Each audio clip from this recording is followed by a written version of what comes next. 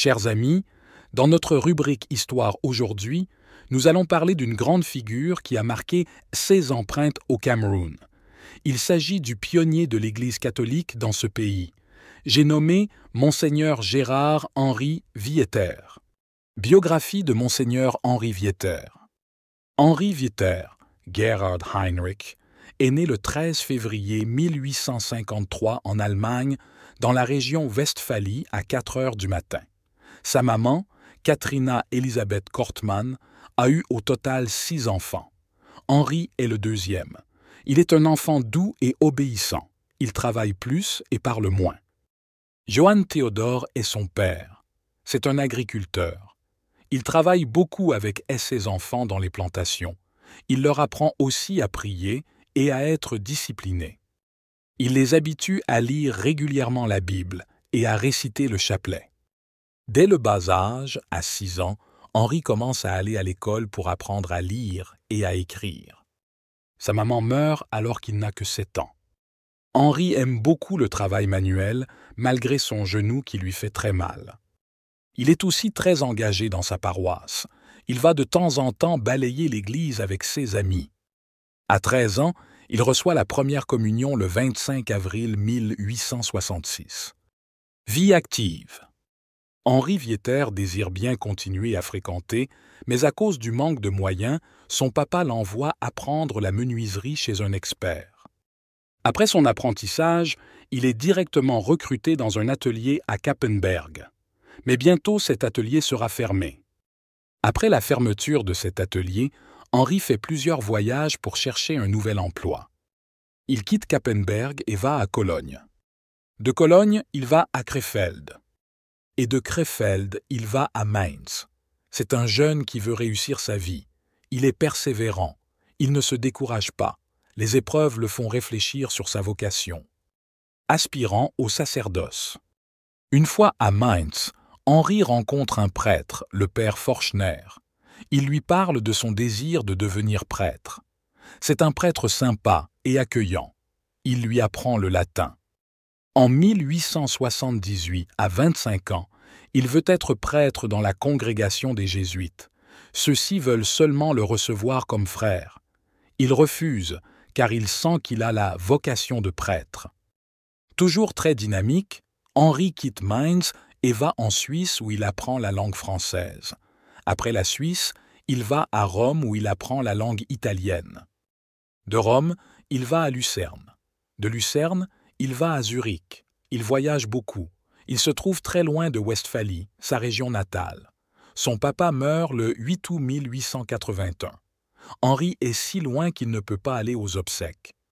C'est à l'âge de 30 ans qu'il trouve finalement une communauté religieuse du nom de Société de l'Apostolat catholique, SAC, dont les membres sont appelés pallottins car cette communauté a été fondée par saint Vincent Pallotti en milieu 835.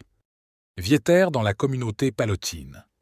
En 1883, Vieter commence sa formation religieuse au noviciat, période d'introduction, à Masio en Italie.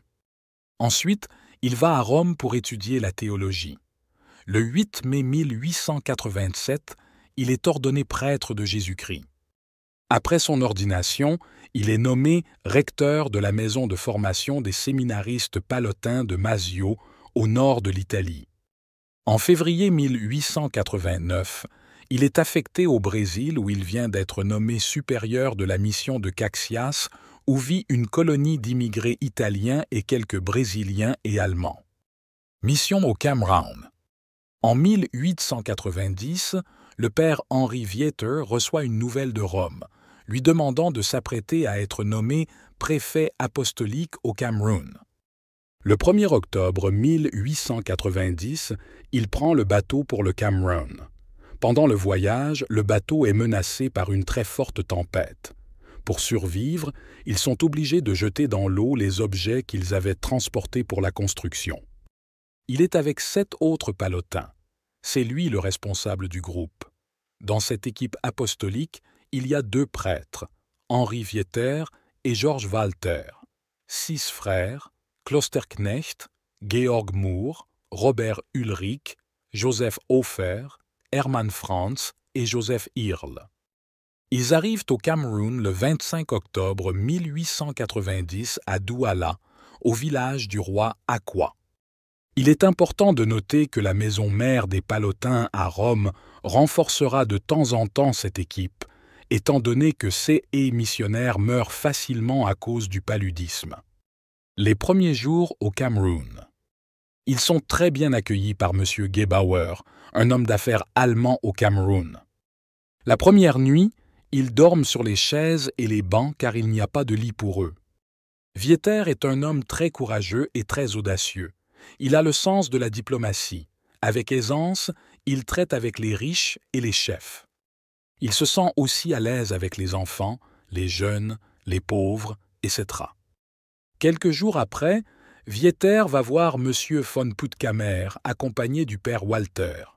Puttkamer est le représentant du gouverneur colonial allemand au Cameroun. Il faut son accord pour évangéliser le peuple camerounais. Ce colon leur dit que c'est possible d'aller évangéliser plutôt à Edéa, car il y avait déjà les protestants, presbytériens, balois et baptistes, à Douala. Il leur parle sur un ton dur et menaçant. Monsieur Bonheur, le responsable de la mission baloise, veut décourager Vieter de s'installer à Edéa. Edéa est un sale coin. Ce serait mieux de ne pas y aller. Vieter le regarde et répond « Nous sommes venus précisément pour secourir les pauvres gens de l'obscurité et nous nous attendons à rencontrer beaucoup de difficultés. » Les 8 missionnaires pallottins se dirigent vers Edéa, mais le pilote du bateau n'est pas familier avec l'itinéraire. Il rencontre divers problèmes en cours de route, tels que des problèmes de moteur et le bateau qui reste coincé dans la boue. Finalement, il débarque à Minlaba, un endroit grouillant de moustiques.